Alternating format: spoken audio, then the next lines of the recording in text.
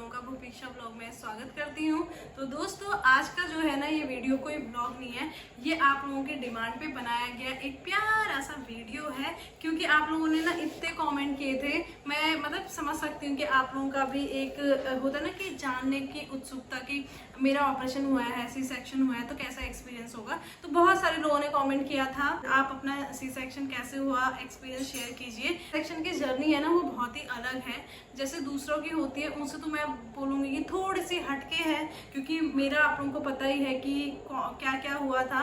पहले मेरा नॉर्मल होना था और उसके बाद फिर सी सेक्शन हुआ, बट मेरा नॉर्मल नहीं हो पाया, एंड मोमेंट पे मेरा सी सेक्शन ही हुआ। तो सबसे पहले तो हम लोग वहाँ हॉस्पिटल गए, में बनारस में गए। हम लोग ना गाजीपुर में रहता है। तो सी सेक्शन होता क्या है, सी सेक्शन क्या होता है, एक नॉर्मल डिलीवरी होती है, एक सी सेक्शन होता है। नॉर्मल डिलीवरी उनकी होती है जिनका मतलब नॉर्मली बच्चा पैदा हो जाता है, और सी सेक्शन उनका होता है जिनका बीपी, शुगर, थायराइड या बच्चे की पोजीशन ऊपर नीचे है, या फिर कुछ ऐसी कुछ दिक्कतें हो जाती हैं जो कि नॉर्मल डिलीवरी नहीं हो पाती है और सी सेक्शन ही होता है। ये क्या है, डॉक्टर ना कभी कभी डॉक्टर पहले ही बता देता है कि आपका सी सेक्शन ही होगा, और कभी कभी डॉक्टर एंड मोमेंट पे बताते हैं। क्योंकि हम लोग जैसे हर कोई चाहता है कि यार हमारा नॉर्मल हो जाए तो अच्छा है। अगर आप लोगों को डॉक्टर ने डेट बता दी है कि आपके इस डेट को सी सेक्शन है तो वो तो ठीक है। अगर नहीं बताई है और डॉक्टर ने बोला कि आपका सी सेक्शन होगा तो आप लोगों के लिए ये भी बेनिफिट है कि आप लोग अपने हिसाब से ना डेट डिसाइड कर सकते हैं, टाइम डिसाइड कर सकते हैं। अगर आपके डॉक्टर अलाउ करें तो हम लोग इतने टाइम पहले ही माइंड क्या है सेट कर लेते हैं कि हमारा सी सेक्शन होना है। ये भी एक प्लस पॉइंट है। तो मेरी जर्नी स्टार्ट होती है 10th ऑफ जून को। हम लोग गए थे मतलब 10th नहीं 9th ऑफ जून को हम लोग गए थे हॉस्पिटल। मुझे हल्का हल्का पेन हो रहा था। हॉस्पिटल पहुंचे, पहले ये था कि नॉर्मल होगा बट नहीं हो पाया। तो ये प्रोसीजर करते करते ना 10th जून हो गया था। 10th जून को ना मैं अंदर थी, ओपीडी में थी। तो हस्बैंड जी को बुलाया गया अंदर कि आपकी वाइफ का क्या नॉर्मल डिलीवरी अभी पॉसिबल नहीं है, तो हम सी सेक्शन करने वाले हैं। तो हस्बैंड जी को अंदर गए, उन्होंने बोला ठीक है हम लोग इस चीज़ के लिए ओके हैं। सबसे पहले क्या है, मुझे वो डोज लगाई गई, वो होता है ना ड्रिप चढ़ती है, तो ड्रिप चढ़ाई गई। उसमें ना बहुत सारी इंजेक्शन वगैरह लगाते रहते हैं। अब मुझे नाम नहीं पता है कौन से इंजेक्शन वो ड्रिप में लगाते रहते हैं, एंटीबायोटिक होती हैं वो। उस टाइम ये लगता है कि यार ये टाइम बीत क्यों नहीं रहा है, बीत क्यों नहीं रहा है, मतलब जल्दी से बेबी हमारे पास आ जाए और जल्दी से ऑपरेशन रहे तो जल्दी से हमारे पास आ जाए। ऐसा मतलब फील होता है कि बस जल्दी जल्दी जल्दी चीज़ें हो जाए। जो टाइम है ना वो एटलीस्ट मैं कहूँगी कि 40 to 50 मिनट्स तो लेता ही लेता है। ड्रिप चढ़ने में आप लोगों को पता है कितना टाइम लगता है। और डॉक्टर ना टाइम टू टाइम आते हैं, चेक करते हैं कि आपका बीपी ठीक है। साथ के साथ ड्रिप भी चढ़ती रहती है। साथ में सबसे इम्पोर्टेंट चीज़ ये है कि वो चेक करते हैं कि आपकी जो बच्चे की हार्ट बीट है वो सही चल रही है। ये सारी चीज़ें ना चेक होती रहती हैं। और ये हॉस्पिटल में भी वेरी करता है, जैसे कि कुछ हॉस्पिटल में थोड़ा टाइम गैप लेके चेक करते हैं, कहीं कहीं पे कंटिन्यू चेक करते रहते हैं कि बच्चे की कोई दिक्कत तो नहीं हो रही है। सी सेक्शन में ये होता है कि आपको ना सुबह से कुछ खाने को नहीं दिया जाता, सिर्फ बोलता है कि इवन पानी भी बहुत कम, मतलब ना के बराबर पीना होता है। और बहुत अगर आपने एक दिन पहले भी खाया है तो बहुत ऐसे वो लोग बोलते हैं कि आप बहुत लाइट चीज़ें खाएं, लाइक खिचड़ी विचड़ी ये सारी चीज़ें। और नेक्स्ट डे जिस दिन ऑपरेशन होना है उस दिन तो बिल्कुल ही मना कर देते हैं कि कुछ भी नहीं खाना है। अगर ज़्यादा से ज़्यादा है तो 2 घूंट पानी दे देंगे, एक बिस्किट दे देंगे बस। और हाँ एक चीज़ है, हमारी जो डॉक्टर थी एंड मोमेंट पे चेंज हो गई थी। बट अगर आप अपने डॉक्टर के साथ कंटिन्यू हैं और उसी डॉक्टर के पास आपकी डिलीवरी होनी है तो आप लोग ना पहले से बात भी कर सकते हैं कि डॉक्टर से कि हमारे जो मेरे हस्बैंड हैं वो हमारे साथ ओटी में जा सकते हैं या नहीं जा सकते हैं। मे बी आपके डॉक्टर अलाउ कर दें। वैसे तो अगर अलाउ कर दे तो सबसे अच्छी बात है, एक हिम्मत भी मिलती है कि मेरे हस्बैंड सामने हैं, वो देख रहे हैं, सब कुछ अच्छा ही होगा अच्छा ही होगा। तो आप लोग ना अपने डॉक्टर से पूछ सकते हैं। अब हमारे तो डॉक्टर एंड मोमेंट पे चेंज हो गई थी तो हम लोगों ने ऐसा कुछ पूछा नहीं है। जब ओटी में लेके गए ना मुझे ना बहुत ज़्यादा डर लग रहा था कि मतलब मैं ऑपरेशन के नाम पे ना बहुत ज़्यादा डर रही थी। मुझे लगा था इतना चीर फाड़, मतलब इतना काटेंगे, कितना काटेंगे, कैसा होगा क्या होगा। मेरे दिमाग में इतनी सारी चीज़ें चल रही थी ना, बहुत सारी चीज़ें। ऐसा लग रहा था कि यार मेरा पेट काट देंगे, हाँ मतलब ऐसी चीज़ें, ऐसा फील हो रहा था। ये चीज़ तो मैंने अपने हस्बैंड के साथ भी शेयर नहीं करी कि मुझे ऐसी फीलिंग हो रही थी। जब भी ऑपरेशन वाली बात आती थी ना मेरे दिमाग में यही चलता था कि मतलब मेरा पेट पीस से काट देंगे। ओटी में ऐसा नहीं है कि जो डॉक्टर ऑपरेशन करती हैं अकेली आती हैं, ऐसा नहीं है। बहुत सारा स्टाफ आता है, उनके जूनियर डॉक्टर होते हैं और भी लोग होते हैं, नर्स वगैरह होती हैं उनकी हेल्प के लिए। और सबसे पहले तो वो आएंगे जो आपको एनेस्थीसिया देंगे। मतलब वो आए, उन्होंने बोला कि पहले आपको काम करने की कोशिश करते हैं कि आप टेंशन मत लो, बीपी सब नॉर्मल रहे, एकदम मतलब सब नॉर्मल सिचुएशन क्रिएट करने की कोशिश करते हैं। अच्छे से बात करते हैं कि कैसे हो, क्या हो, मतलब बहुत प्यार से बात करते हैं ताकि मैं उनके साथ नॉर्मल रहूं। उन्होंने बोला कि मैं ऐसे इंजेक्शन और तुम्हें कोई दिक्कत तो नहीं होगी, कुछ दिक्कत है तो मुझे भी बता दो। मैंने बोला नहीं नहीं आप लगा दीजिए। तो बोला कि अगर कुछ भी प्रॉब्लम हुई तो मुझे बता देना। उन्होंने ना बैक में इंजेक्शन लगाया। मुझे तो ऐसा कुछ फील नहीं हुआ कि मतलब कुछ इंजेक्शन लगा, क्योंकि ना मैं नॉर्मल का पेन सह चुकी थी, तो उस टाइम पे मुझे वो पेन तो कुछ भी नहीं लग रहा था। हल्का सा ऐसा होता है ना पेन से चुभी है, ऐसा फील हुआ मुझे।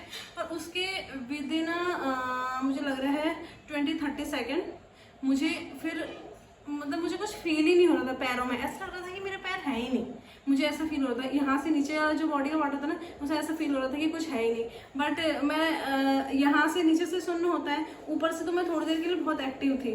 तो मैं देख रही थी कि कौन कौन आ रहा है, कौन जा रहा है, कितने लोग अंदर आए हैं डॉक्टर के साथ। कम से कम 7-8 लोग थे, कम से कम 7-8 तो थे। और बगल में भी एक किसी का बेबी हुआ था, वो भी मैं देख रही थी, उनका बेबी बॉय हुआ था। तो मैं कहती हूँ वाह यार मेरा बेबी भी जल्दी जल्दी मेरे पास आ जाए। मैं ऐसे लेटी थी, वहाँ पे मेरे बगल में 2 नर्स खड़ी थी। और फिर मेरे ऊपर क्या था, वो मास्क, मुझे इतना तक याद है कि मेरे आइज़ के ऊपर ना मास्क जो नहीं हम फेस मास्क लगाते हैं, ऊपर आइज़ के ऊपर वो मास्क लगा दिया था ताकि मैं कुछ देखूँ ना।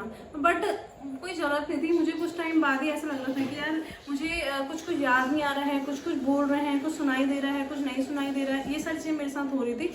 और बहुत सारे डॉक्टर थे, जो मेरा ऑपरेशन करने वाली थी, उनको भी मैंने देखा। उसके बाद मुझे कुछ भी याद नहीं, उसके बाद मैं ब्लैंक हो गई थी। उसके बाद मेरे आइज में मास्क लगा दिया था। मुझे पेट में कुछ भी फील नहीं हो रहा था, कुछ भी नहीं कि कट लगा है, कितना बड़ा कट है, कितना छोटा कट है, मुझे ऐसे कुछ भी फीलिंग नहीं आ रही थी। मैं उठी तो मैं कह रही यार मेरा पैर क्यों नहीं हिल रहे हैं, मेरे पैर क्यों नहीं हिल रहे हैं। और मुझे इतनी देर ठंड लग रही थी। मैं ऐसे कह रही यार मुझे बहुत मुझे बहुत ठंड लग गई, मुझे बहुत देर ठंड लग गई। मैं ऐसे ऐसे ना सीवर कर दी बहुत ज़्यादा। फिर उन्होंने 1 2 3 4 ब्लैंकेट डाले। फिर उन्होंने बोला कि इनको मतलब जो हीटिंग, उनके पास पता नहीं कुछ हीटिंग का कुछ होता है, तो उन्होंने डाला। तो तुरंत ना मेरी बॉडी हीट करने लगी थी, मतलब ठीक हो गई थी, नॉर्मल टेम्परेचर आ गया था। और बीपी तो आपको कंटिन्यू वो लोग मेजर करते ही रहता है। और फिर मैं कह रही यार मेरा बेबी कहाँ है, मेरा बेबी कहाँ है। बट वो स्टोरी मैं अभी इसमें नहीं बताना चाहूँगी। आप लोगों को पता है कि उस टाइम पे क्या हुआ था। तो मेरा ऑपरेशन का मुझे कुछ भी पेन नहीं हुआ था, कुछ भी नहीं फील हुआ कि मुझे पेन हो रहा है ना। जैसे कुछ लोगों का होता है कि बीपी हाई या लो हो जाता है, तो उनको शायद थोड़ी बहुत दिक्कत होती है, तो डॉक्टर उनको ना अपने ऑब्जर्वेशन में रखते हैं। हम लोग यहाँ से गए थे ना, जब मैं एडमिट हुई थी वहाँ पे, उस दिन हम लोगों ने रूम वगैरह पूरे बुक कर लिए थे। पहले रूम वगैरह बुक करने होते हैं कि आप कौन से रूम पे जाएंगे रहने के लिए। उसके बाद मुझे ड्रिप चढ़ रही थी, 1 या 2 ड्रिप चढ़ी थी मुझे। बीपी का तो लगा ही था, कंटिन्यू लगा ही रहता है कि वो बीपी मेजर करते ही रहता है, कहीं जो पेशेंट है उसका बीपी अप डाउन तो नहीं हो रहा है, क्योंकि उनकी रिस्पॉन्सिबिलिटी होती है ना। मुझे ऐसा कुछ भी दिक्कत नहीं हुई, सब कुछ नॉर्मल था, सब कुछ नॉर्मल था। तो उन्होंने विद इन आवर मुझे रूम पे शिफ्ट कर दिया। जब मैं रूम में शिफ्ट हो गई, पैर तो मुझे ऐसा लगता है ही नहीं मेरे, और मुझे ऐसा फील होता है मैं उठ जाऊँ, मैं चलूँ, तो मेरे पैर जब बेड पे रखे तो मैं पैर नहीं हिला पा रही थी, नीचे का पार्ट में बिल्कुल नहीं हिला पा रही थी। तो क्या होता है कि यूरिन का ना आपको ये रहता है कि मैं उनसे पूछती कि मुझे मतलब टॉयलेट तो आ रही है, बट ये हो क्या रहा है कि मैं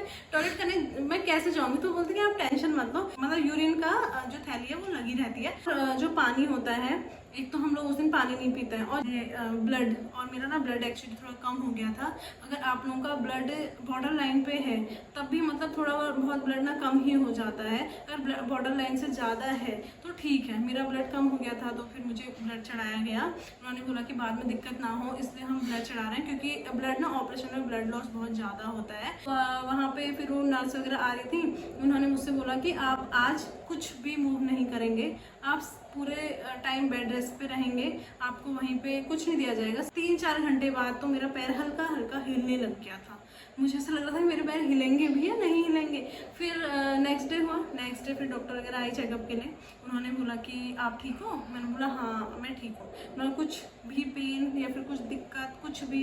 मैंने बोला नहीं कोई दिक्कत नहीं है। और प्लस वो उनका मेन कंसर्न ये भी रहता है कि मोशन का, आपके मोशन होने बहुत ज़्यादा ज़रूरी है। मतलब कि उनको रहता है कि पॉटी वगैरह नहीं हो रही है तो एक प्रॉब्लम हो सकती है। 2 दिन बाद, 2 या 3 दिन बाद मुझे मोशन हो गए थे, मतलब जिस दिन ऑपरेशन हुआ, और उसके नेक्स्ट डे मतलब उस दिन मेरी यूरिन की थैली निकाल दी नेक्स्ट डे, और मुझे मोशन भी हो गए थे और प्लस मेरे पैर मूव करने लगे थे। अब उन्होंने बोला कि अब आपको कोई बेड रेस्ट की ज़रूरत नहीं है, अब धीरे धीरे ऐसे उठो। तो हम लोग ऐसे क्या, मैं उठती थी। फिर उस दिन मतलब मुझे ऐसा कुछ फील नहीं हुआ कि मुझे नीचे पेन हो रहा है, कुछ भी पेन मतलब कुछ भी फील नहीं हुआ, क्योंकि जब ड्रिप चढ़ती है ना, वो लोग ना उसमें इंजेक्शन वगैरह पेन को वो करने, पेन ना हो वाले इंजेक्शन, मतलब पेन किलर वाले इंजेक्शन भी उसमें डालते रहते हैं, तो उससे कुछ पेन बिल्कुल भी फील नहीं हुआ। नेक्स्ट डे उन्होंने मुझसे बोला कि अब आप जो मेरी बॉडी वॉडी क्लीन करने के लिए आती थी और मतलब मुझे उठाती थी, ये सारी चीज़ें करती थी, तो अब उन्होंने बोला ये सब चीज़ें अब तुम्हारी बंद हो गई हैं, अब तुम खुद से उठो, खुद से पैर नीचे रखो थर्ड डे में। तो उन्होंने बोला कि आप कर लोगे ना। मेरा तो खुद ही बहुत पहले से मन था और कोई पेन भी तुम्हें नहीं हो रहा है। मैंने बोला ठीक है, मैं कोशिश करूंगी। तो उन्होंने बोला कि आपको एक ही साइड नहीं लेटना है, आपको इधर उधर करके लेटना है। मैं यही कहना चाहती हूँ कि मतलब जैसे ऑपरेशन में ना, ऐसा ऑपरेशन बहुत बड़ा की चीज़ नहीं है। हम लोग अपने माइंड में सेट कर लेते हैं कि यार ऑपरेशन होगा, क्या होगा, कैसे होगा। कुछ नहीं है, ऐसा कुछ भी नहीं है। मैं तो ये कहती हूँ कि जैसे नॉर्मल डिलीवरी में क्या पेन उस टाइम पे होता है, वो तो सबसे बेस्ट है। अगर नहीं होता तो ऑपरेशन कोई बुरी चीज़ नहीं है कि मतलब बहुत बड़ी चीज़ है, ये ऐसा कुछ नहीं है। तो मुझे तो कोई पेन ऐसा कुछ फील नहीं हुआ। फिर 4th डे तो मैं, आप लोग मेरे ब्लॉग देखते ही हैं, मैंने हॉस्पिटल से भी ब्लॉग बनाए थे 4th 5th डे में। तो मैं वॉक कर रही थी, तो मैं पूरी एक्टिव हो गई थी, मैं चलने लगी थी, मेरे टाँगों में बिल्कुल भी पेन नहीं हो रहा था। और फिर उसके 5th डे में उन्होंने वो चेक किए थे कि तुम्हारे जो स्टिचेज लगे हैं उसमें कोई दिक्कत तो नहीं है, पस तो नहीं भरा है, उसमें भी कोई दिक्कत नहीं। उन्होंने बोला सब कुछ ठीक है। 5th डे में हम लोग डिस्चार्ज हो गए थे। और मेरे ब्लॉग देखते होंगे तो आपने देखा होगा कि मैं चल रही हूँ, फिर रही हूँ, मतलब इधर उधर जा रही हूँ। डिस्चार्ज होने के बाद ना 5 दिन तक पेन किलर वाली दवाई चलती है, जिससे कि हमें पेन फील ना हो। तो वो दवाई चल रही थी कंटिन्यू 5 दिन तक। 45 डेज की दवाई देता है, जिसमें कि 5 दिन के लिए वो दवाई दी गई थी, जिससे कि पेन ना हो। तो उससे तो बिल्कुल ही पेन नहीं पता चल रहा था। बट हाँ, जब वो दवाई बंद हुई थी, मुझे 1-2 दिन ऐसा लगा था कि मुझे हल्का हल्का पेन हो रहा है। बट क्या है ना, आदमी यूज टू हो जाता है उस चीज़ के, और फिर उसके बाद मुझे पेन नहीं हुआ। अब तो फिर आप मेरे ब्लॉग देखते ही हैं, रोज़ क्या होता है कि मतलब धीरे धीरे आदमी एक्टिव हो ही जाता है। और जो डाइट चार्ट है वो डॉक्टर ने बताया था कि क्या क्या चीज़ें खानी है, क्या नहीं खानी है। तो मैं डॉक्टर ने एक्सरसाइज बताता है। मैं एट दी एंड मैं यही बोलूँगी कि मेरा सी सेक्शन का एक्सपीरियंस था, मुझे ऐसा नहीं लगा कि सी सेक्शन में बहुत ज़्यादा पेन होता है और हम लोग उठ बैठ नहीं सकते हैं। बस ऐसा कुछ नहीं है, बस ये है कि गर्म चीज़ें नहीं खानी है, जितना हो सके गर्म चीज़ें अवॉइड करनी है बस। और ऐसा कुछ नहीं है कि बहुत बड़ी चीज़ है, बहुत बड़ा तीर है, कुछ नहीं है। अगर आप लोगों का ऑपरेशन होना है, अगर सी सेक्शन है, तो आप लोग बिल्कुल भी मत डरना, सब कुछ अच्छा होगा।